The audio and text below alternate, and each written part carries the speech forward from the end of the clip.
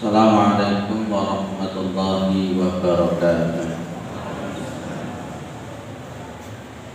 Alhamdulillah, alladzi arsala rasulahu bil huda wa dinil haqq liyudhhirahu 'ala ad-dini kullihi wa kafa billahi shahida. Asyhadu an la ilaha illallah wa asyhadu anna Muhammadan 'abduhu wa rasuluhu la nabiyya ba'da. Allahumma shalli 'ala Muhammad wa 'ala alihi wa sahbihi wa man tabi'ahum bi ihsan ila yaumiddin, amma ba'du.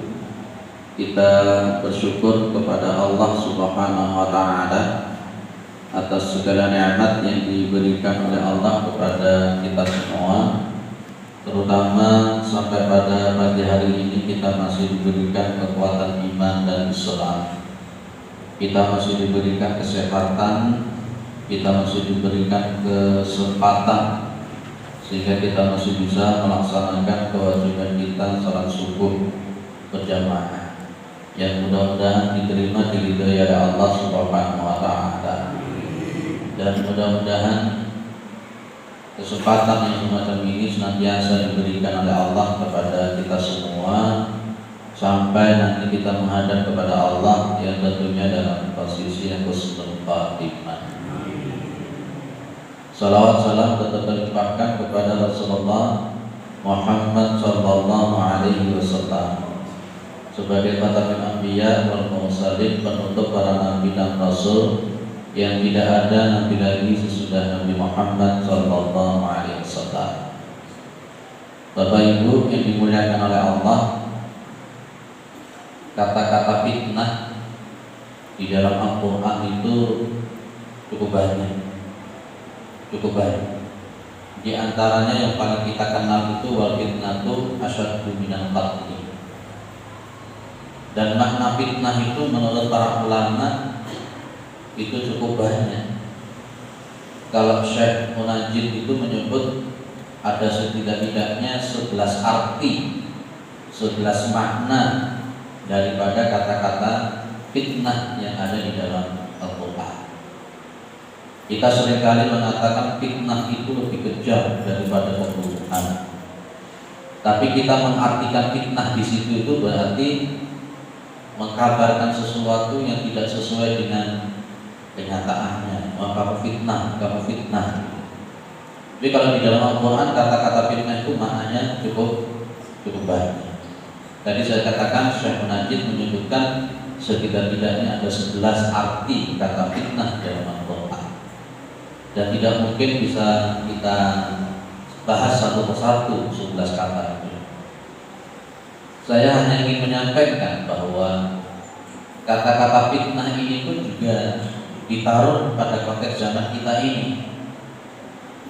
Ketika ada orang mengatakan kita ini sudah hidup pada zaman fitnah, nah, apa artinya? Kita ini sudah hidup pada zaman fitnah. Apa fitnah yang dimaksud di sana? Nah, pada kesempatan kali ini saya ingin menyampaikan setidak-tidaknya ada 4 hal. Ada 4 hal kenapa zaman kita hidup ini disebut dengan zaman fitnah.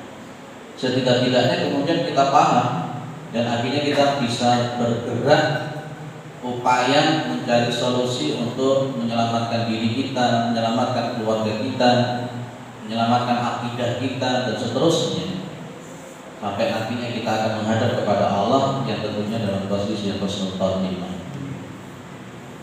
Baik, saya mengambil dari apa yang disebutkan oleh Syekh Munajjid tentang 4 hal ini. Yang pertama, kenapa zaman kita ini disebut dengan zaman fitnah?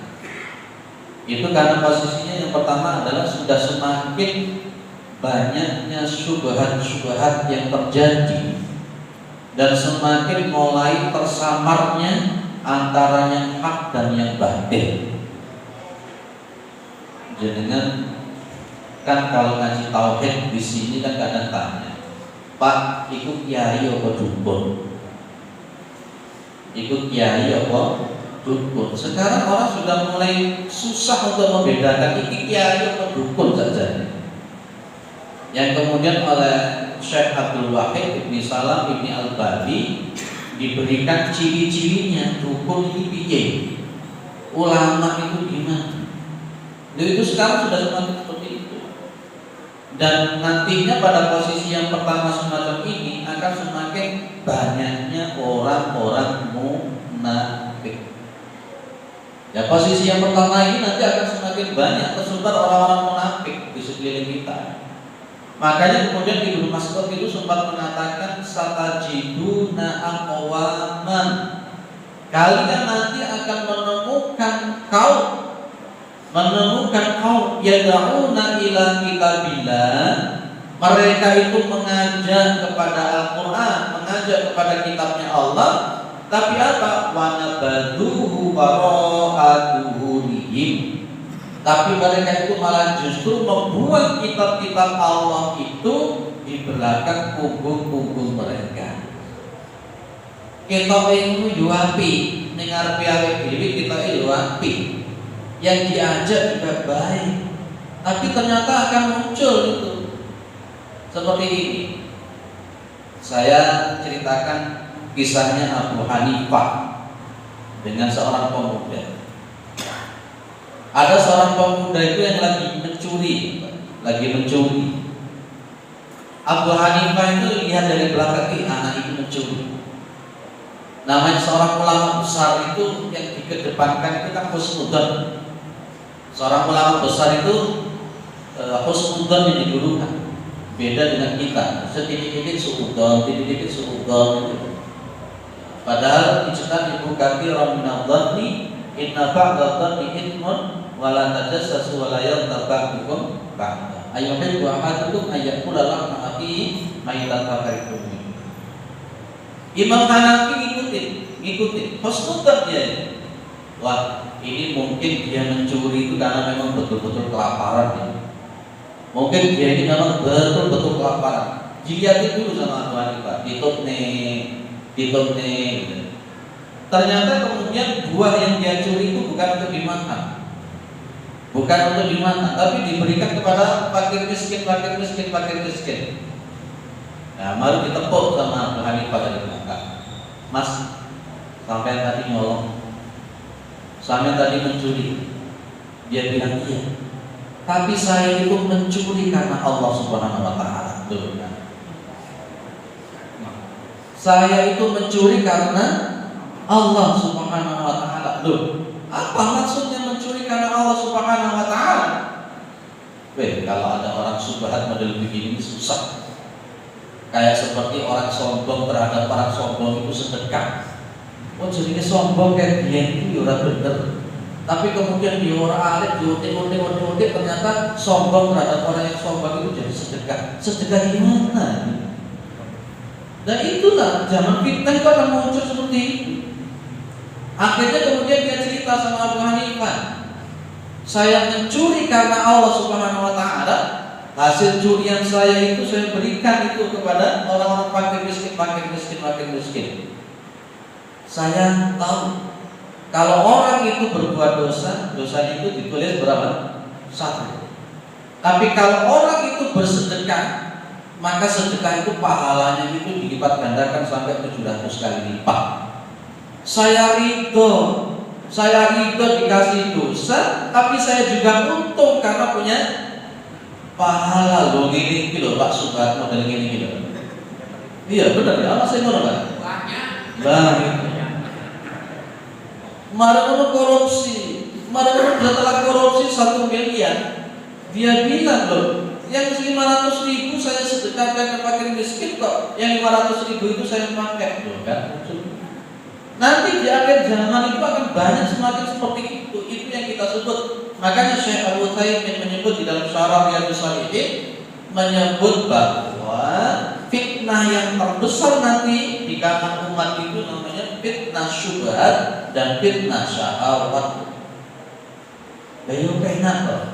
Akhirnya Abu Hanifah itu jenenge ulama besar, jenenge wong pinter, maru ngadepi wong sing yo pinter padha wae.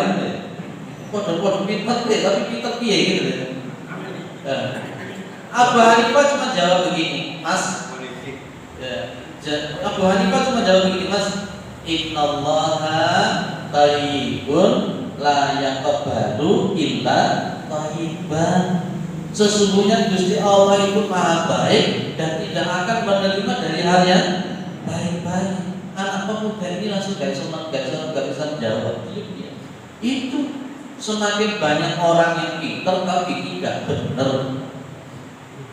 Ya, tidak cukup kita itu hanya pintar tok, pintar ngolitikin wong, pintar goroin wong, tidak cukup. Kita itu butuh orang-orang yang pintar sekaligus benar. Jangan duwe anak pintar tapi gak benar, masya Allah. Tapi jangan duwe anak benar gak pintar. Nah, yo pintar yo benar kudu. Senjenengan bisa tidak membedakan antara bencong sama wanita sekarang? Bencong, non sewu saya tidak termasuk mengetrek-etrek ya, mengetrek-etrek. Saya itu kalau hari biasa tidak bulan Ramadan begini kan, saya mesti lewat coboran itu. Ya, lewat coboran situ. Jadi kan yang tertawa pasti ngerti. Ngerti jadi yang berarti. Jadi pernah dipanggil kapal. Ya, saya mesti lihat momen. Kalau momennya pas adzan subuhnya itu agak malam. Kalau saya ke Gadang di Rutin itu juga mesti lewat situ. Di situ itu ada beberapa itu mesti saya sampai hafal orang itu. Kalau dari kejauhan itu kayak wedok. Ya tenanan itu wedok. Jenengan mau tenanan itu ya dirangkul ya di kapal nih. Ternyata itu ya lanang. Itulah semakin begitu. Muncul lagi kemudian pamannya di antara subhat-subhat yang muncul. Di antara subhat-subhat yang muncul. Wis gak usah jilbab. Gawe apa jilbab? Wong akhlak itu durung apik bae. Bagi orang-orang yang awam akan ikut, oh iya, aku sih durung apik. Berarti aku ora usah jilbab, aku ora bisa tuh. Akan semakin banyak begini. Itulah yang kemudian digambarkan oleh Rasulullah Muhammad SAW. Ini durung muncul dajjal sesungguhnya. Itulah yang anak-anak kita menemukan dajjal yang sesungguhnya ini. Karena Rasulullah Muhammad SAW itu menggambarkan yang namanya dajjal, la'anullah. Nanti kalau yang dilihatkan itu air, dia sebenarnya api. Kalau yang dilihatkan itu adalah api, sebenarnya dia itu adalah air. Indraken, betul, Indraken ya. Doni Salaman yang ditunjukkan trading, tapi ternyata itu adalah judi, loh itu loh Pak. Semakin banyak tersamarkan. Seorang profesor doktor ngajar di IAIN, dia juga pakai dalil. Tapi dia berani mengatakan bahwa homo, bahwa lesbian, LGBT itu halal. Loh ya oleh orang. Gimana model? Lah itulah disebut dengan zaman fitnah itu ya, akan semakin banyak semacam itu. Kalau kita tidak bentengi dengan ilmu, kalau kita tidak mengerti tentang keilmuan, tidak dapat hidayah dari Allah, ya katut. Mas, orang sholat. Napa kok orang sholat? Sing penting kuat ini api, terus hakikat ini makrifat. Akhirnya ya orang sholat tenanan. Orang sudah semakin susah untuk membedakan di sini wali Allah dengan wali setan. Pokoknya iso miber diceluk wali masuk lagi gendeng disebut. Lho ngono kuwi saiki sekarang semakin banyak kesama. Maka kita minta kepada Allah seperti yang selalu diminta oleh Rasulullah. Apa itu? Allahumma arinal haqqa haqqa farzuqna tibaa wa arinal batila batila farzuqna tinaba. Ya Allah, tunjukkan kepada kami yang benar itu benar. Betul-betul minta petunjuk kepada Allah itu loh benar. Dan minta kepada Allah supaya bisa melakukan yang benar itu. Wa arinal batila batila farzuqna tinaba. Dan tunjukkan yang batil itu loh batil, dan beri petunjuk untuk menjauhi yang batil itu terus kita minta kepada Allah. Di pondok-pondok itu akan muncul, ayo belajar ilmu hikmah, ayo belajar ilmu hikmah. Lah ternyata sih pelajari ilmu pelet, ilmu mono-mono kuwi itu. Saya begitu sampai ada kitab namanya Syamsul Ma'arif. Di kitab Syamsul Ma'arif itu kemudian diajarkan termasuk bagaimana cara mempunyai kodam, bagaimana kemudian begini. Maka muridnya Kiai Haji Hasyim Asy'ari, Pak Syekh Fadl itu Tuban menyebut Syamsul Ma'arif itu adalah kitab sihir. Itu kiai murid langsung daripada Kiai Haji Hasyim Asy'ari. Tapi di pondok pesantren kitab Syamsul Ma'arif banyak dipelajari, menyamakan sihir dengan hikmah. Aku biar sampai elek belajar menunggu itu. Dari itu namanya. Jadi mulai sama hati-hati. Maka perlu duduk, perlu belajar yang tenanan dari sumber-sumber yang punya kompetensi, dari sumber-sumber yang lurus. Sekarang mau bedakan mana ulama lurus dengan ulama yang bengkok itu sangat. Engkau dong-dongnya kalau ulamanya menyampaikan sesuatu yang benar, wah ini radikal. Iya lah, yang menghukumi. Jangan-jangan saya di sini juga disebut radikal. Saya memang radikal memang, ramah, terdidik dan berakal. Ramah, terdidik dan berakal. Setiap orang itu memang harus radikal. Akhirnya nanti akan muncul tema-tema khutbah mulai dibatasi. Makanya ilmu yang lebih dulu hilang nanti di samping ilmu faraid itu adalah ilmu akidah. Sekarang di kantor-kantor itu kalau umpamanya mau ngaji dipeseni, Pak Ustaz, materi nanti ojo sing kencang-kencang ya Pak Ustaz. Materinya nanti ojo sing masalah ngono-ngono ya Pak Ustaz. Lah terus masalah apa? Masalah persaudaraan, toleransi, tasamuh, wadah dan begitu. Kalau umpamanya nanti disampaikan sholawatan gereja, seneng. Ya tumpangan gereja seneng, ya itu nanti akan muncul begini. Coba jenengan amati sekarang di masjid-masjid yang rutin ngaji tentang masalah akidah berapa? Ya cuma kitab kosongan aja. Ngaji kitab tauhid mulai dari dulu sampai sekarang nggak selesai. Akhirnya wongnya kencang-kencang modelnya. Ya, modelnya kencang-kencang. Tapi yang bener ngaji harus turun-turun. Mau cari ini ngaji akidah tapi kalau ngaji kok turun. Pak Sumaria dapat kok guru lawan begini. Ya, luar biasa itu. Jenengan sing ngomong cecek-cecek ini lembur ini kok angel men gitu. Kita kok guru lama lo tetap ini. Alhamdulillah. Istrinya diajak enggak?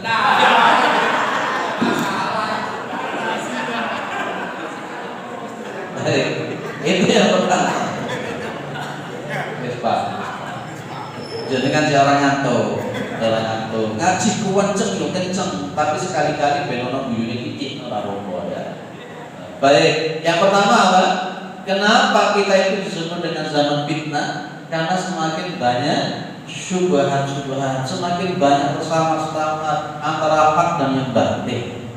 Muncul pertanyaan dari saya, jenengan bisa membedakan hak dan yang batil itu sampai berapa persen? Sampai berapa persen? Sesuatu yang dianggap benar ternyata diwedek salah. Kayak contoh siapa? Khawarij. Tahu kan namanya Khawarij? Wah luar biasa. Itu Nabi Muhammad sampai mengatakan wa idza laqitum faqatilu, kalau kamu ketemu dengan mereka perangi mereka. Ibnu Abbas itu pas ketika mau diskusi, mau debat, itu kan orang-orang Khawarij itu mau diperangi oleh sahabat Ali bin Abi Thalib. Ya. Ibnu Abbas minta izin untuk berdebat, berdiskusi dengan orang-orang Khawarij.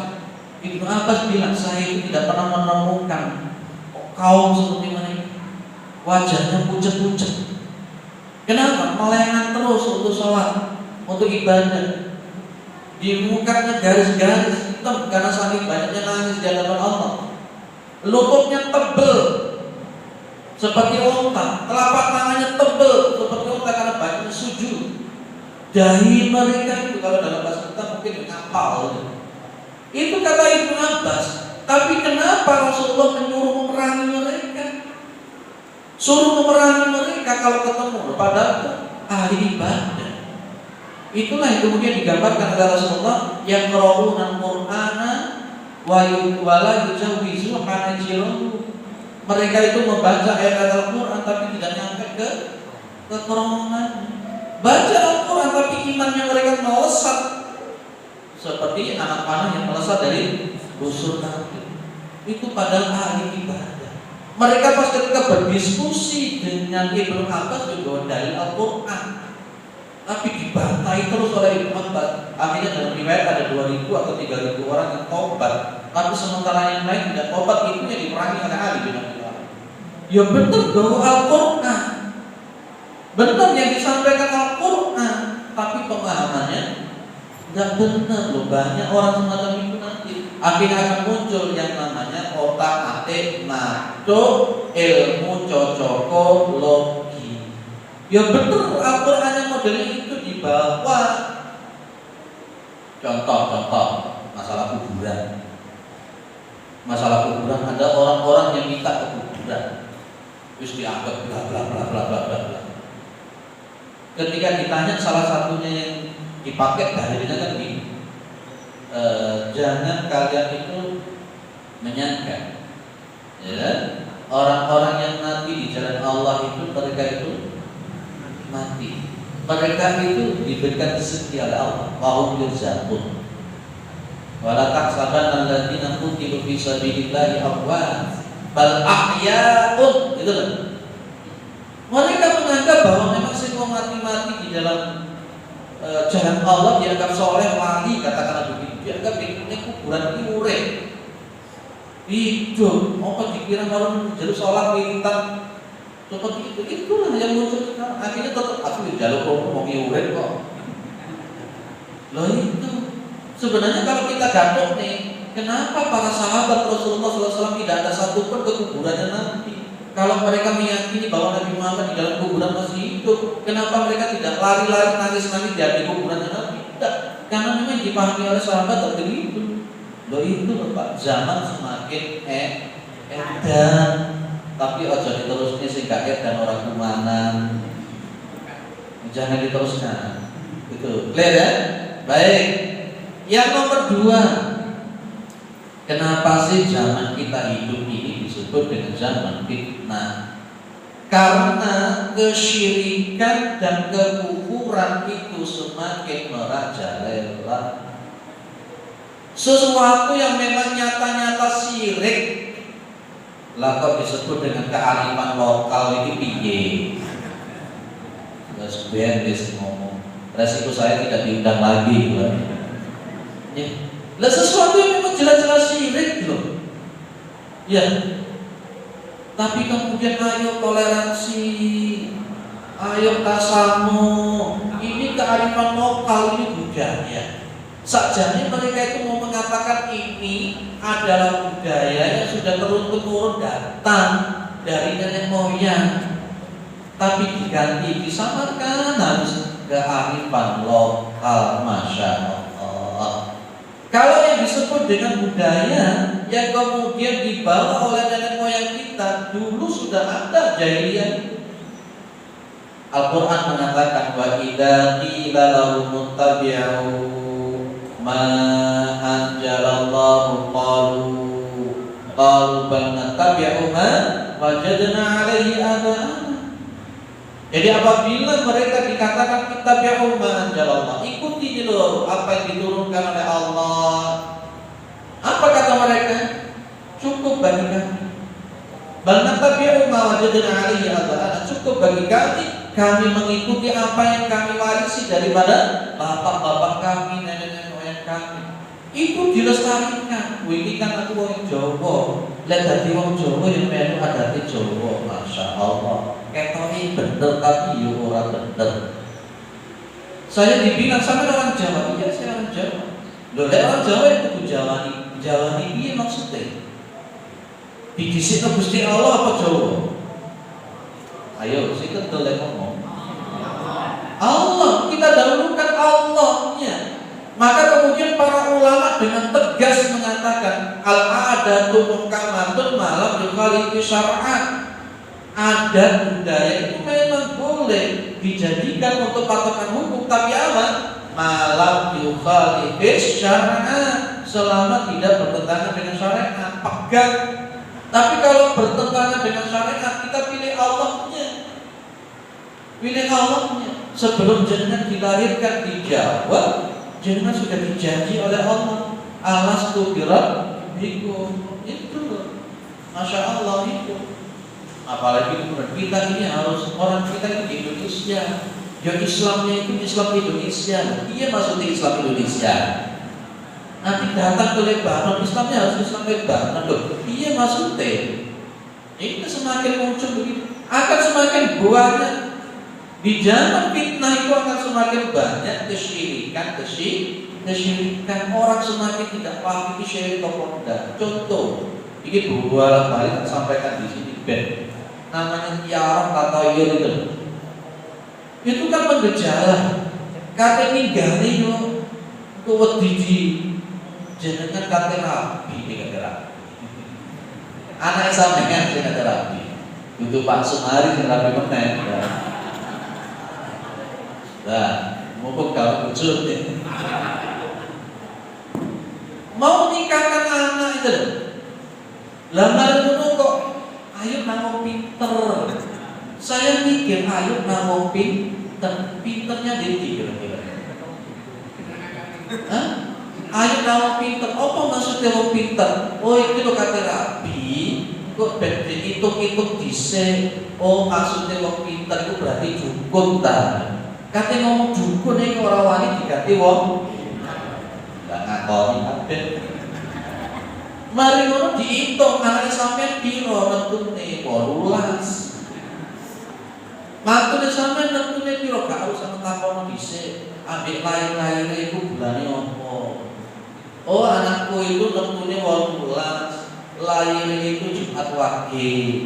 Oh ya wis. Mantune sampean piro? 18. Laire kapan? Paling Kamis paling. Wah iki ojo oleh iki. Lah opo iki jenenge gibing.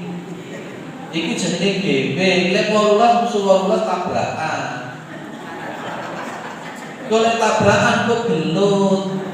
Kok marine ora iso sugih. Gak iso harmonis wis golek mesin meneh. Golek meneh. Ya semua kuwi. Tapi jenengan seperti itu masih tetap dilakoni. Begitu itu mantu cocok piro? 15. Anake sampean 18 menang anake sampean iki. 18 musuh 15. Tapi tolong yo, engko lek nikah ojo Selasa Pahing. Lek jenenge Selasa Pahing iku jenenge Anggara Kasih. Nah, lek Anggara Kasih niku nah gak oleh. Lek ngono iku jenenge nanti gini akan begini. Lek iso ojo iku golek ono Jumat Kliwon sing apik jam 8. Lah ngono sing jenengan. Lah kate ngomong dari itu ora wani to. Itu syirik apa enggak? Lah kok dilakoni? Ayo kita padahal sing ngitung memang ora tau salat yo kepet kan. Ayo sapa sing nglakoni? Ora wani ngaco. Itu sering ceritakan saya dulu nikahnya satu surah kan? Masya Allah. Sesuatu yang syirik, pawang hujan itu syirik apa enggak? Betul kan? Bayarannya ratusan juta itu. Lagi pengen sugih dan jadi dukun dan nah itu benar. Banyak kesyirikan, tapi kemudian tersamarkan itu. Wong jenengan percaya sama paranormal, percaya karo dukun takon, salate 40 hari sudah tidak diterima. Man ata arafa maukain fasa'ala wa syai' fasadaqahu bima yaqul lam tuqbal salatu 40 yawma. Nah itu artinya jenengan mulai kemarin yang percaya menunggu berapa puluh kali sholat yang tidak diterima oleh Allah. Jenengan nyunatno anake malu takon aku pinter jahene. Dihitung sholatnya jenengan gak diterima 40 hari. Apa sih tidak melakukan sampai hari ini? Bukan jauh-jauh ini dengan surat Al-Mustaqim kita ambil. Pak aku kucing-kucing no ambil warga. Lah milih Gusti Allah keluarga. Memang Rasulullah sudah menyebut kalau qabid al jamr nanti akan memegang barang api panas, lek dicekel yo kepanasan, lek diculne syirik. Lho, mana pilih syirik apa pilih tauhid? Wah, tidak. Jamaah apa gosong enggak ada yang lakukan semua. Insya Allah ini bisa. Aku biar di konco, lek di konco aku janjian terus ngomong insya Allah, tapi harus tahu teko. Nah itu hati-hati. Wala taqulan li syai'in inni fa'ilun dzalika ghadan illa ayyasha Allah. Tuh. Baik, nomor loro. Semester 6. Sampai jam berapa bahasan? Sampai jam. Orang umum ini. Ya Allah. Guyon. Dekat ngantuk. Jadi senden semua ujung mandu.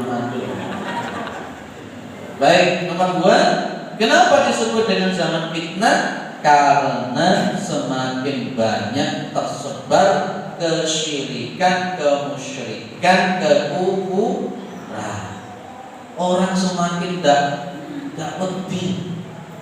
Lah saya kemarin pas ketika mau ngisi kajian di Arjo Minahun, anak-anak remaja tanggung-tanggung, enak bal-balan di pinggir lapangan, ada rokokan, cedah, lanjut, ambil mobil apa namanya itu, teh gelas itu.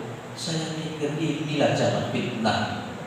Semakin tak risih melakukan kemaksiatan, kekufuran, kesyirikan, tidak risih. Betul sekarang itu. Aduh ya Allah, anak-anak kita nanti kayak apa? Anak-anak kita nanti sempat tinggal kita itu kayak ngopo. Zaman sekarang kita hidup itu sudah kayak ini. Lah saiki pondok pesantren itu kayak kalau arek nakal-nakal tok. Ayo demo, anaknya negatif, apa namanya? Gak di pondok lek kan?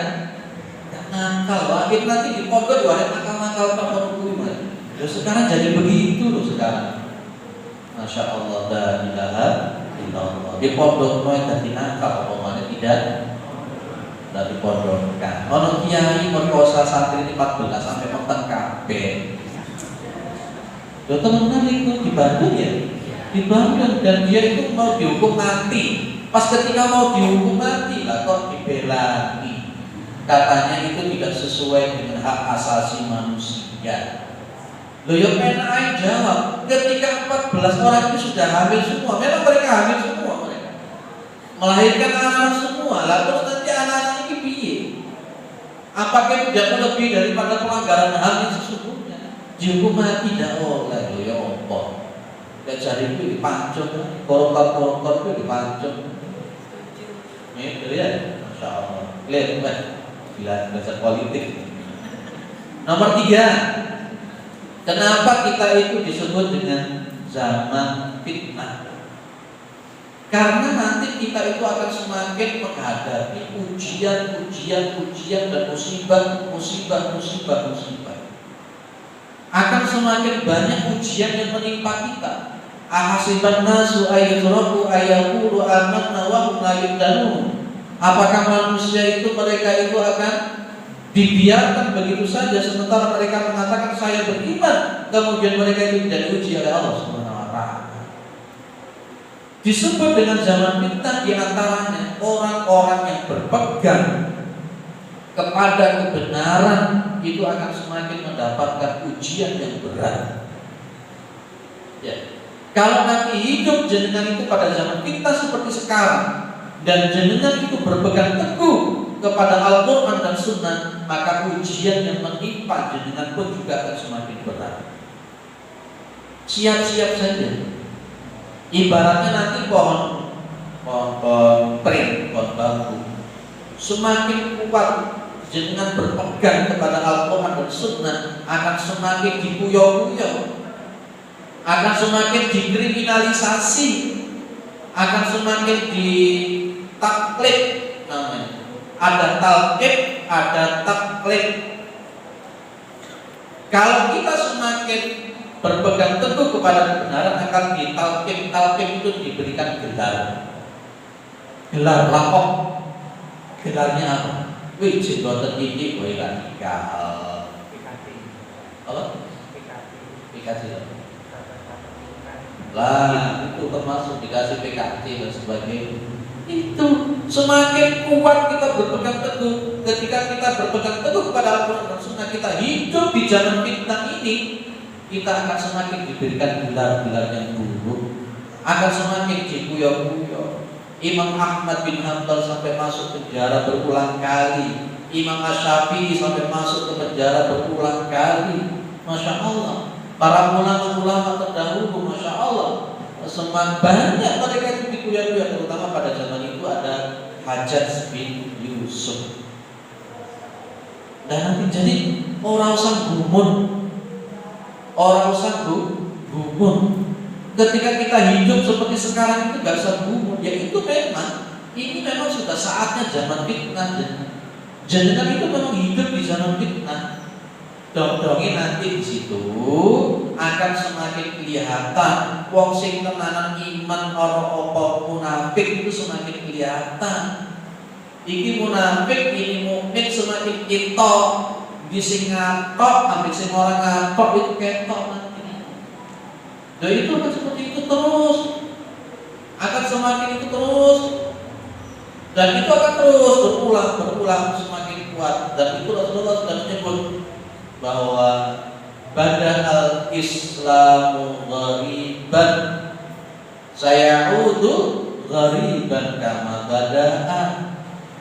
Islam itu diawali dari sesuatu yang asing, yang dianggap aneh, dan nanti sayaudu ghariban kama bada'a. Dan nanti Islam itu nanti akan kembali seperti dianggap asing, dianggap aneh seperti semula. Tapi Nabi tetap mengatakan tuba lil ghuraba. Beruntung orang-orang yang dianggap aneh. Gawe hijab lebar, wah gila, ini gawe cadar, cadar budaya Arab, apa ini? Sebenarnya kan kalau dikatakan ini Arab, Islam bukan Arab, Islam bukan Arab, saya cuma menjawab begini: ketika Anda tidak memakai budaya-budaya Arab, terus kemudian ternyata coba bercermin di muka cermin, mulai dari rambut sampai kaki, budaya apa yang kita dapat? Cara berpakaian seperti apa? Orang Barat. Cara berpikir kita seperti apa? Orang Barat. Cara bicara kita seperti apa? Barat. Yang kita pakai baju jam tangan macam-macam dari mana? Apa dari mana? Orang Barat. Sebenarnya yang dibenci itu bukan Arab, tapi sebenarnya yang dibenci itu adalah Islamnya.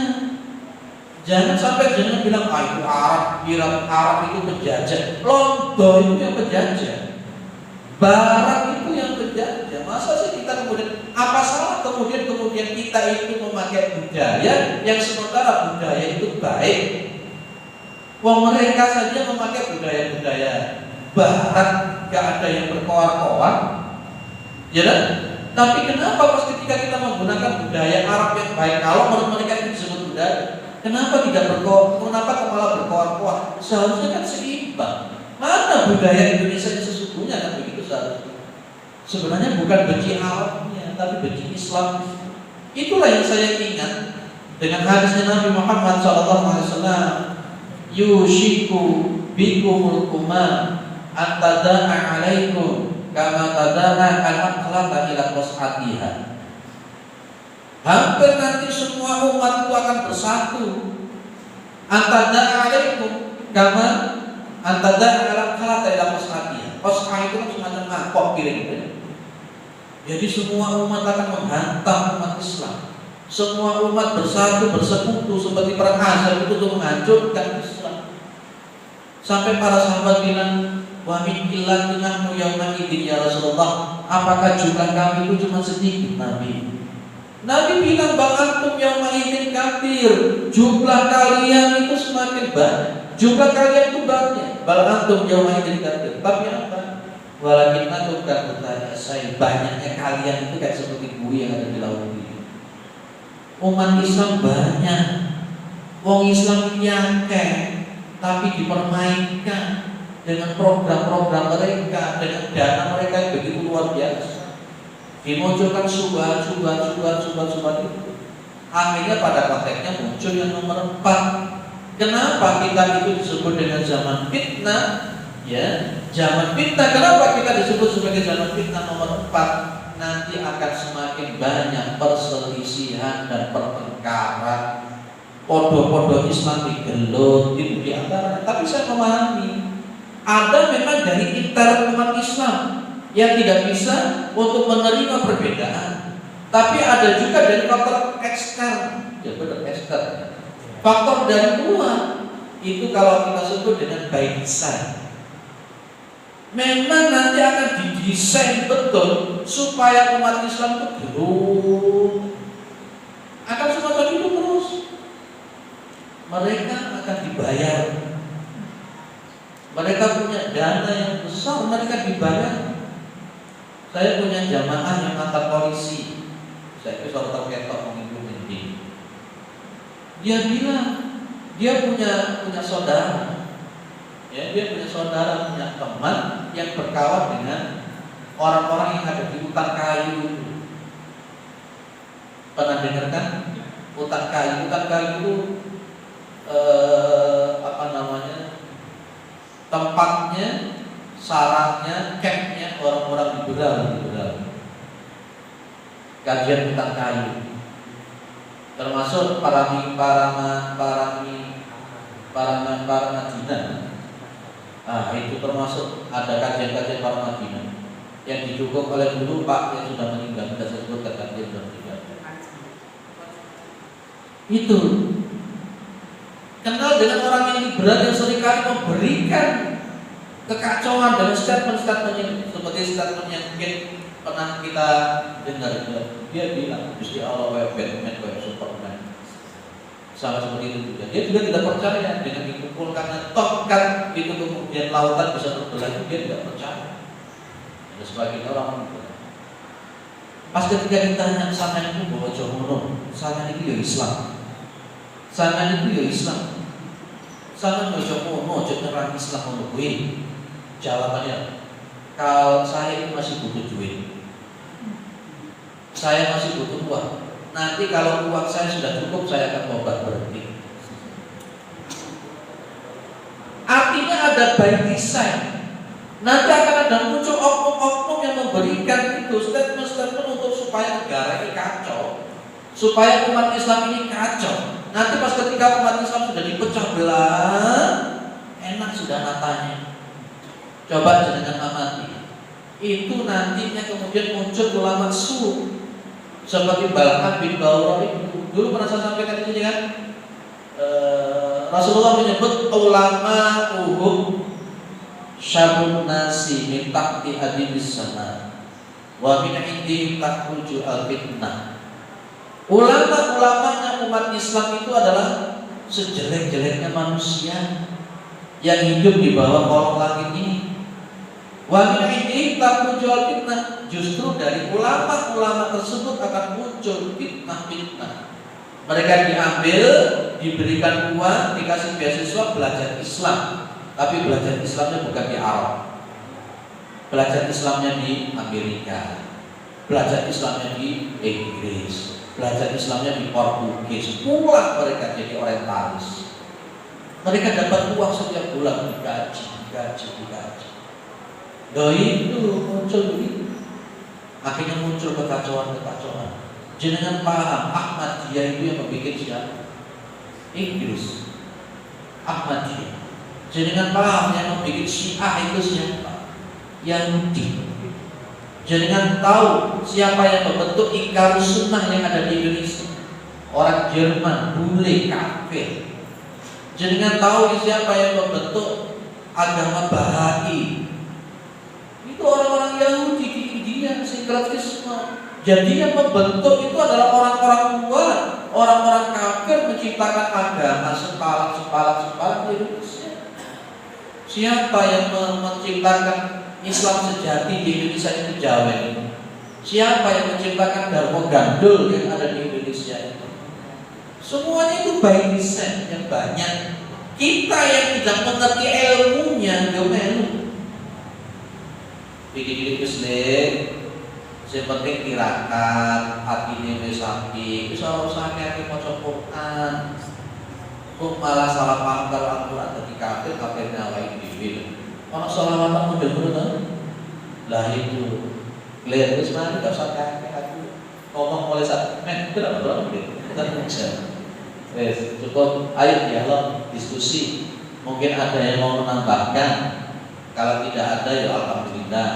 Kalau berarti tidak ada berarti 100% masuk paham tentang kenapa disebut dengan zaman fitnah. Jadi kan sekarang hidup di zaman fitnah. Ayo dijogo awake dhewe, ayo dijogo keluarganya awake dhewe, ayo dijogo anak-anak, karena semakin mereka dewasa itu berarti kejelekan zaman ini pun juga semakin parah. Nanti kita mati kita tidak tahu anak-anak kita kalau mau ragu, dan kita sendiri pun yang sekarang duduk di sini tidak tahu nanti jadi husnul khotimah atau tidak. Saya khawatirnya itu nanti di akhir-akhir kehidupan malah pemikiran kita jadi berubah, melo-melo karena dianggap cocok. Coba jangan lihat itu artis-artis terkenal itu siapa ini artis terkenal itu tuh kan malah korban hubungan Kristen. Begitu masukkan Kristen malah kalau Islam, masya Allah, naudzubillah min dzalik. Sering baca doa Rabbana la tuzigh qulubana ba'da idh hadaytana wa hab lana min ladunka rahmah innaka antal wahhab. Sering baca doa Allahumma ya muqallibal qulub tsabbit qalbi ala dinik. Sering baca Rabbana hab lana min azwajina wa dzurriyyatina qurrata a'yun waj'alna lil muttaqina imama. Sering baca doa ini bukan dari Nabi tapi bagus. Allahumma inna nas'aluka salamatan fid din wa 'afiyatan fil jazaa wa ziyadatan fil 'ilmi wa barakatan fil rizqi wa taubatan qabla al-maut wa rahmatan 'indal maut wa maghfiratan ba'dal. Monggo silakan.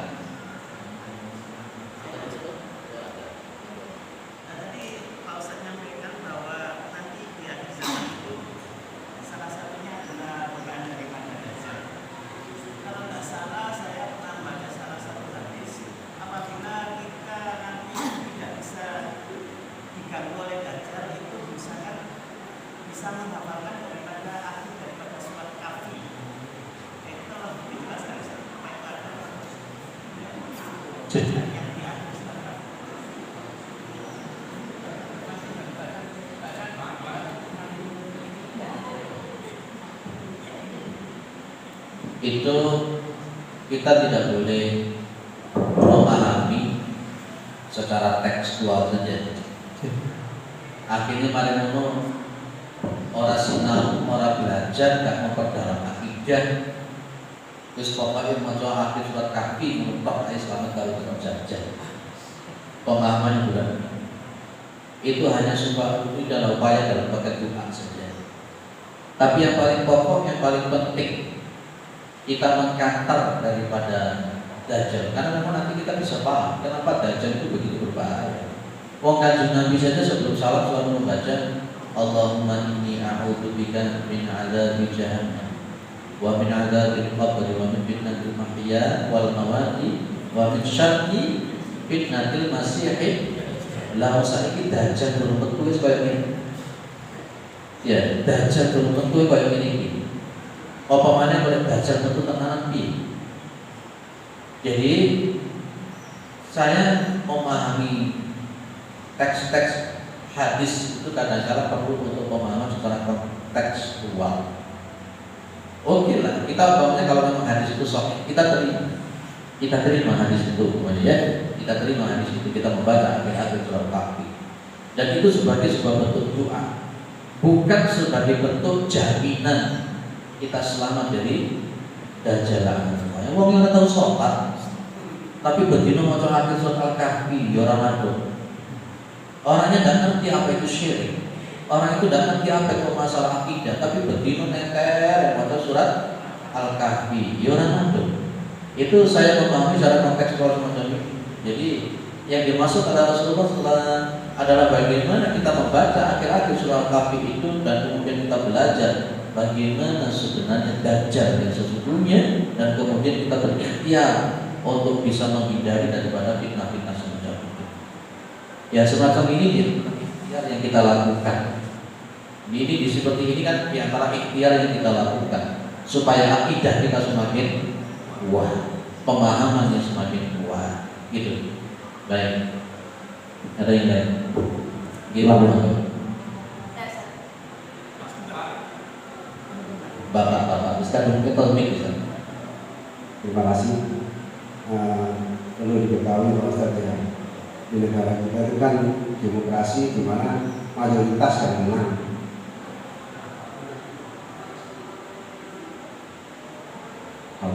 Apapun dalam pemilihan itu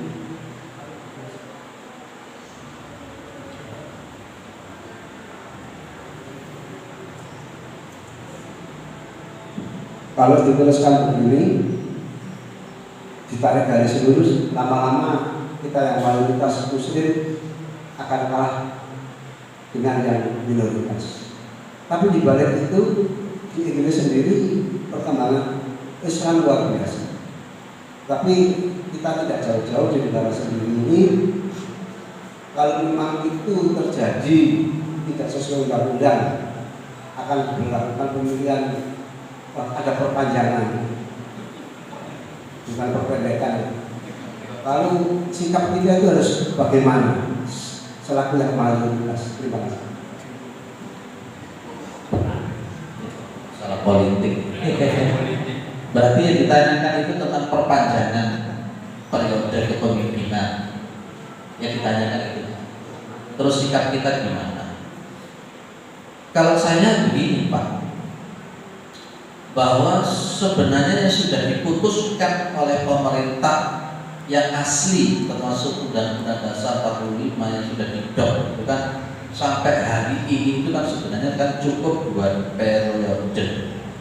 Yang itu yang kita ambil, itu yang sah sesuai dengan hukum perundang-undangan. Ketika memang mohon maaf untuk masuk sampai kepada konteks yang 3 periode, itu kan oknum-oknum yang pengen seperti itu, bukan pemerintah yang sesuai dengan undang-undang. Saya tidak akan menyebut siapa nama itu, kita paham. Ya kita selaku umat Islam ya, kalau dalam bahasanya itu darul ahdi wa syahadah. Kita sama pemimpin ulil amri kita tetap. Kita sama ulil amri yang sah itu tetap.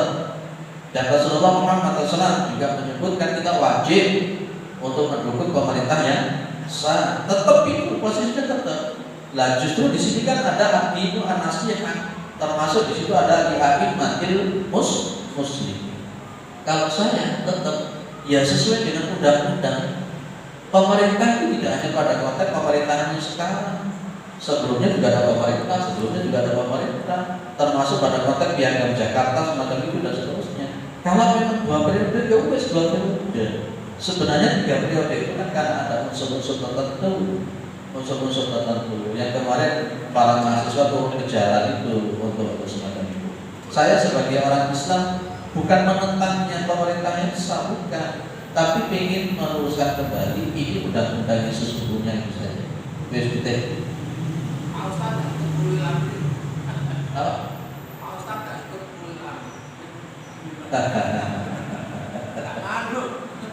Ya wes ben. Ulil amri yang mana? Saya akan mengikuti ulil amri yang memang betul-betul sah. Saya tetap dukung pemerintah yang sah karena itu kewajiban. Tapi ketika memang itu ada sebuah bentuk hal-hal yang bertentangan dengan statement pemerintah itu sendiri yang sudah ada founder negara, founder di semua itu yang kita dukung itu. Perkara disebut dengan balil, apa yang disebut dengan balil itu apa? Makanya konteksnya kemudian ini masalah hukum wad'i, masalah hukum wad'i yang itu kembali kepada masalah dan maslahah. Maka saya kembali kepada yang masalahnya. Daf'ul mudhar muqaddamun ala jalbil masalah. Wes itu saja, enggak usah tahu masalah itu. Dikira lagi pelaporan. Ibu, monggo Bu. Oke. Assalamualaikum. tolong pertanyaannya jangan ke politik. politik.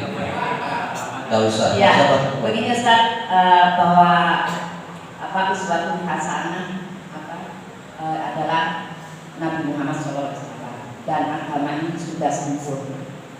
Tadi Ustaz mengatakan bahwa ini doa baik, bukan doa dari Rasulullah. Bukankah Rasulullah itu sudah banyak doa-doa yang sudah disampaikan. Jadi apakah ini doa yang tadi yang disampaikan oleh Ustaz bukan sempurna? Tolong Ustaz, jadi ini kita supaya tahu mana yang disebabkan, supaya karena doa yang sudah sempurna banyak yang sudah diajarkan oleh Nabi Muhammad SAW. Baik. Terima kasih. Begini ya, saya ingin menyampaikan sesuatu hal bahwa tidak semua yang dilakukan, tidak semua yang tidak dilakukan oleh Rasul itu tiba-tiba bisa kita hukumi bid'ah. Tidak semua yang tidak dilakukan oleh Nabi Muhammad itu langsung kita bisa bilang itu bid'ah. Harus kita melihat korinat. Contoh, Utsman bin Affan mengadakan adzan 2 kali, adzan Jumat 2 kali. Apakah Utsman mengadakan bid'ah? Bukan. Ya. Kemudian Utsman bin Affan juga mengumpulkan yang namanya mushaf menjadi satu mushaf. Itu tidak pernah dilakukan oleh Rasulullah, apakah itu juga bid'ah? Dan kemudian tidak ada pada masa Rasulullah itu ilmu nahwu, ilmu soroh, ilmu mantik, ilmu balaghah, ulumul Quran, ulumul hadis, tidak ada. Apakah itu kemudian seperti Syekh Sibawai yang ahli ilmu nahwu itu disebut ahli bid'ah? Tidak bisa. Nah, pas kita ini berdoa dengan suatu doa, pas ketika memang doa itu sesuai dengan standar yang disebutkan oleh Al-Quran, standar yang dikeluarkan oleh Sunnah, bedanya kan kita memakai seperti ini. Boleh tak kita membaca, ya Allah, saya itu minta duit 1 miliar. Boleh tak? Pernah Nabi melakukan itu? Ya Allah, saya minta uang 1 miliar. Tidak pernah dilakukan Nabi kan? Kenapa? Apakah itu langsung kita mengatakan itu bid'ah? Kebetulan saya berdoa semacam itu memakai bahasa Arab. Kebetulan saya memakai bahasa Arab. Tidak semua bahasa Arab itu kemudian langsung, wah ini kok doanya betul-betul kanjeng Nabi bid'ah. Tidak boleh kita langsung seperti itu. Saya memakai doa semacam itu bisa saja kemudian kita pakai bahasa Indonesia. Kalau umpamanya saya tadi menggunakan bahasa Indonesia, bid'ah atau tidak?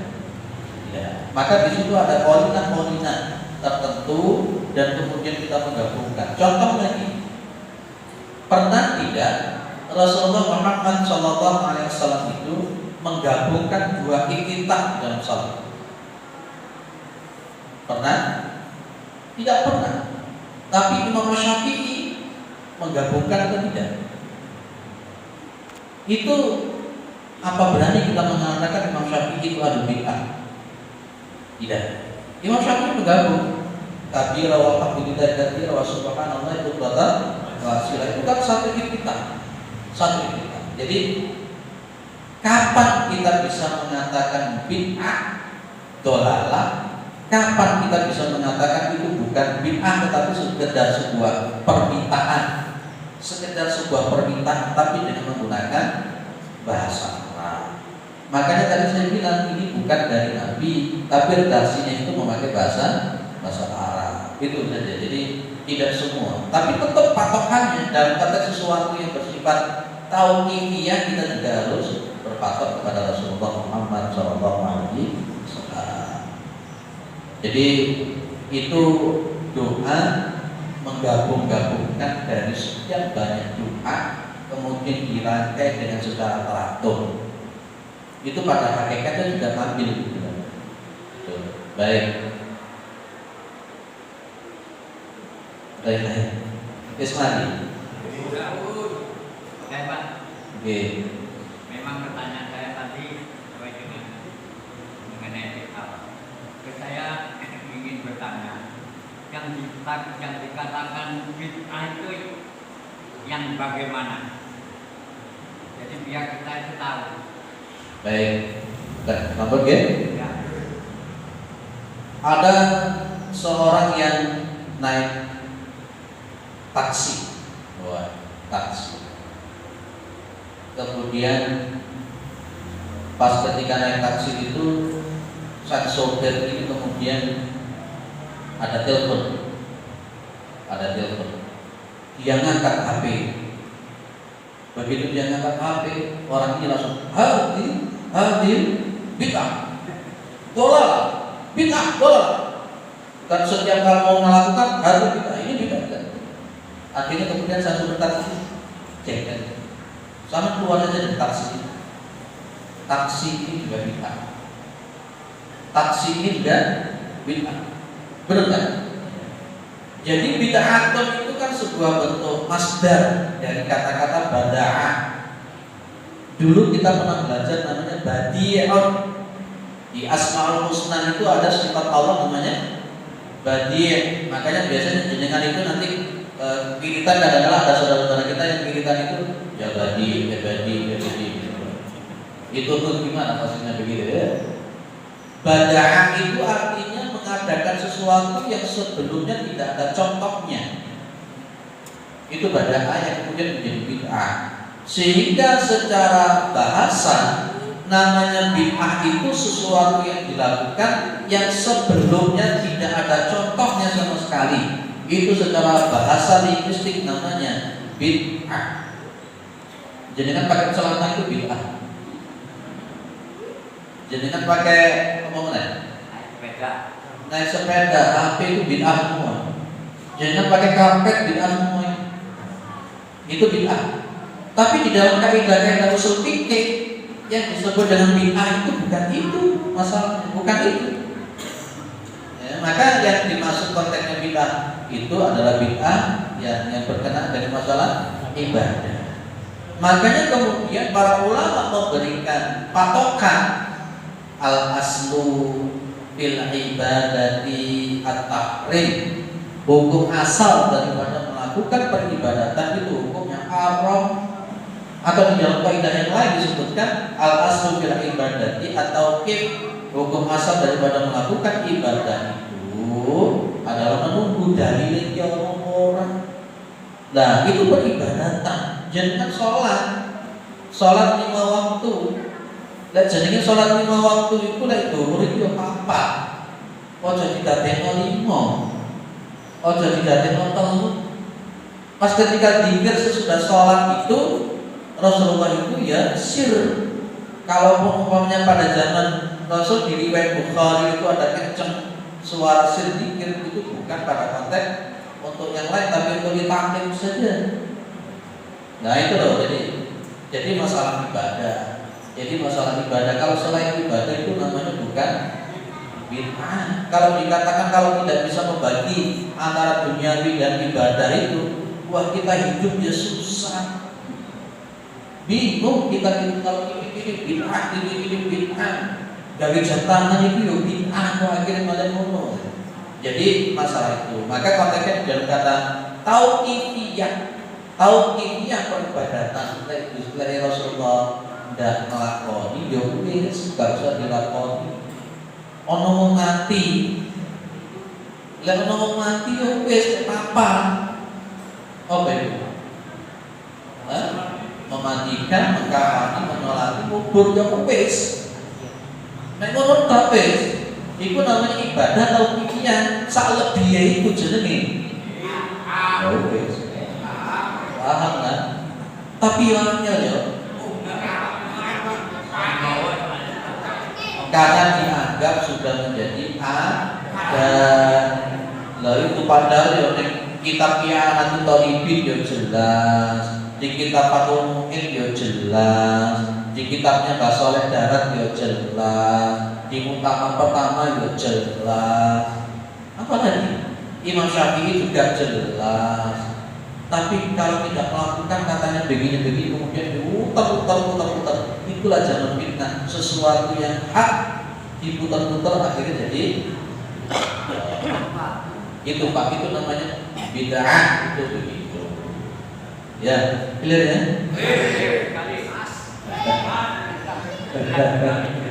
Masih pertemuan satu kali lagi nanti subuh. Nggak tahu apa yang saya sampaikan nanti. Pokoknya nggak perlu ditanya temanya apa, untuk malam-malam aku ceramah. Jadi kan milih sing kenceng, apa sing